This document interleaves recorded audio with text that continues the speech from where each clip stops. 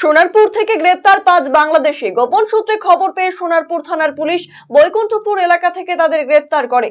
সোমবার ভোরে তাদের গ্রেপ্তার করা হয়। কিভাবে ও কি কারণে তারা এখানে এসেছিল তা খতিয়ে দেখছে পুলিশ। ১ বছরেরও বেশি সময় ধরে সোনারপুরের বৈকুণ্ঠপুর এলাকায় একটি বাড়িতে ভাড়া নিয়ে বসবাস করছিল ৫ বাংলাদেশি। তারা একটি গার্মেন্টস কোম্পানিতে শ্রমিকের কাজ করত। পুলিশ সূত্রে খবর, বেআইনিভাবে তারা ভারতে আসে। ধৃতদের পেশ করা হয় বারুইপুর আদালতে। বছর ধরে এখানে আছে। আমি দেখো এগুলো কারখানায় গেলে সব জানতে পারবে। এবারে মানে কি কারখানা এটা? এটা আগে গেঞ্জি কারখানা ছিল, কিন্তু এখন তো সব তো মানে মানে বন্ধ হয়ে গেছে অনেক দিন। কোথায় ওইদিকে কোথায় কারখানা আছে সেখানে যাওয়া আসা করে। আচ্ছা, এছাড়া মানে এরা এখানে থাকতো? হ্যাঁ, এইখানটা এসে রাতে দেখি থাকতো, সকালে যেত আবার রাতে এসে থাকতো।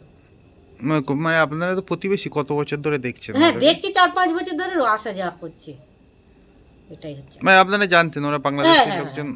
মানে জানতো, এবার বাংলাদেশি কি জানি না, এটাও জানতো। সব কে কি কাজ করছে আমি কি করে জানো, কে বাংলাদেশি কি এখানকার লোক, বা আরও তো অনেক আমাদের ইন্ডিয়ার মধ্যে অনেক জায়গা আছে, এটা আমরা কি করে জানো। পুলিশ এসেছিল এখানে? হ্যাঁ পুলিশ এসে তো দেখলাম, তো সব নিয়ে গেল।